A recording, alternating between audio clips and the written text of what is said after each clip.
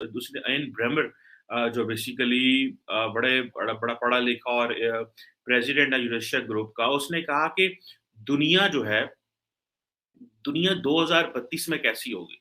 और दुनिया 2032 में कैसी होगी, उसने बहुत कुछ पूछा, लेकिन उसने एक para I was reading it मैं 2-3 दिन पहले ये पढ़ रहा था।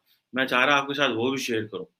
वो कह रहा है कि उसने इयान ब्रेमर ने ये कहा कि भई ये जो आगे की दुनिया आ रही है, हालात खराब हो रहे हैं, मार्केट्स जो हैं वो जिटरी होंगी, जो है वो बेसिकली वो 21st सेंचुरी का ईस्ट वेस्ट कॉन्फ्लिक्ट की बात कर रहा था कि ईस्ट वेस्ट कॉन्फ्लिक्ट की क्या पोजीशन है, global north and global south की बात कर रहा था कि जो नॉर्थ है वो और साउथ में क्या मसाइल पैदा होंगे।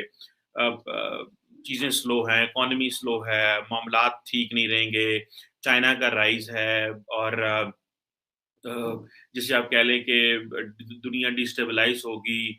म्यूचुअली एश्योर्ड इकोनॉमिक डिस्ट्रक्शन का वर्ड उसने इस्तेमाल किया कि ये चीज़ें होने वाली हैं और चाइना की मोनोपोली और बहुत सारी। लेकिन उसने एक चीज़ इंडिया के बारे में एक पैरा लिखा उसने और उसने कहा कि ये जो इंडिया है, that will emerge as a leader of the global south.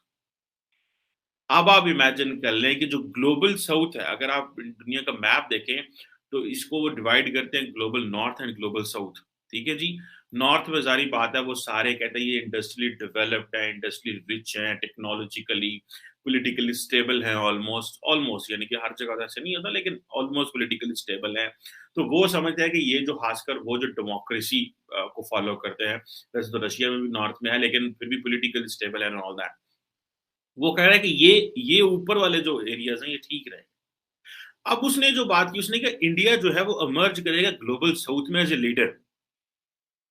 अभी तो वो कह रहे हैं कि जनाब दुनिया ये कह रही है कि चाइना को कंटेन करने की बात कर रहे हैं।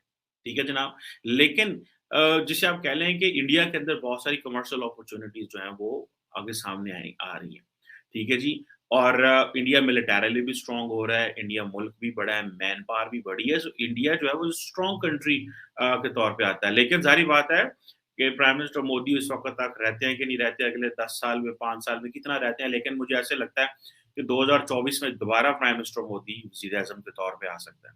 और अगर 2024 में दोबारा वज़ीर-ए-आज़म मोदी आते हैं, तो समझिए कि पाकिस्तान के और इंडिया के ताल्लुकात 2030 तक बिल्कुल फ्रीज़िंग पॉइंट में। ये मैं आपको बड़ी अहम बात बता रहा हूँ दोस्तों। पाकिस्तान के और इंडिया के ताल्लुकात 2030 तक बिल्कुल फ्रीज़िंग पॉइंट में मैं समझता हूँ। मैं नहीं समझता इसमें कोई बेहतरी आएगी। ठीक है जी। अब देखिए कि जो इंडियन इकोनॉमी में आ जाएँ अगर आप, तो इंडियन इकोनॉमी जो है वो तकरीबन उसका वो कह रहे हैं मैं पढ़ रहा था कि 13% पे जो है वो चलेगी, ठीक है जी। और इंडियन इकोनॉमी के जो फोरकास्ट है वो कह रहे हैं कि मैं ब्लूमबर्ग देख रहा था, वो कह रहे थे कि जी हमारे पास फोरकास्ट ये है टू ग्रो मोर देन जैसे